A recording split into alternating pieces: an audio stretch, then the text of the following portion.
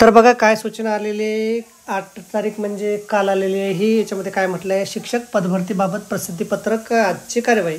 पवित्र पोर्टलवर उमेदवारांना प्राधान्यक्रम अपलोड करण्याची सुविधा देण्यात आलेली आहे. तथापि आज दुपारनंतर संकेतस्थळ पूर्ण क्षमतेने सुरू नसल्यामुळे उमेदवारांना आज प्राधान्यक्रम लॉक करण्याची सुविधा देण्यात आलेली नाही.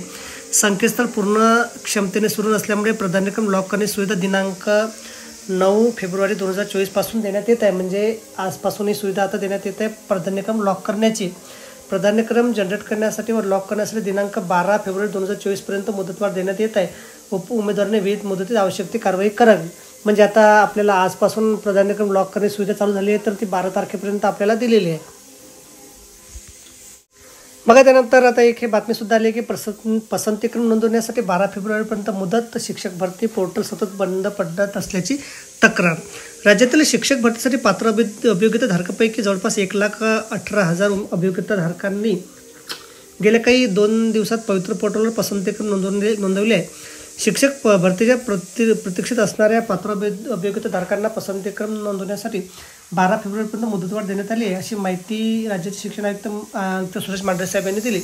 शिक्षक भरतीचे पोर्टल गेल्या 2 दिवसापासून सातत्याने बंद पडत असल्याची अभियोग्यताधारकांची तक्रार आहे. त्यानंतर एका वेळेस जवळपास 75,000 अधिक वापरकर्ते लॉग इन करत असल्याने पवित्र पोर्टल काही प्रमाणात संथ होत असल्याची खात्री त्यांनी स्पष्ट केली. राज्यातील बहुप्रतीक्षेत असणारी स्थानिक स्वराज्य संस्था आणि खाजगी शैक्षणिक संस्थांवर शिक्षकांच्या एकूण 21,678 रिक्त पदांच्या भरतीची प्रत्यक्ष प्रक्रिया नुकतीच सुरू झाली आहे.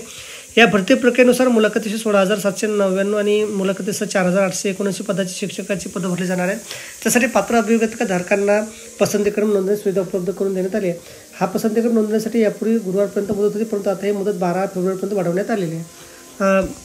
बघा आता आयुक्त सुरेश मांढरे साहेब, राज्य शिक्षण आयुक्त यांनी काय म्हटलेलं आहे, 2,17,000 अभियोग्यताधारकांपैकी जवळपास 1,18,000 अभियोग्यताधारकांनी गेल्या 2 दिवसात पोर्टल पसंतीक्रम नमूद केले आहे. सर्व पात्र अभियोग्यताधारकांना पसंतीक्रम नोंदणीचा अधिक वेळ मिळावा याकरता पसंतीक्रम नोंद देण्याची मुदत 12 फेब्रुवारीपर्यंत वाढवण्यात येत आहे. पसंतीक्रम देण्याचे काम पूर्ण झालेल्या अभियोग्यताधारकांना त्याचे पसंतीक्रम लॉक करण्याची सुविधा शुक्रवारपासून 9 तारखेपासून देण्यात येईल, म्हणजे आजपासून.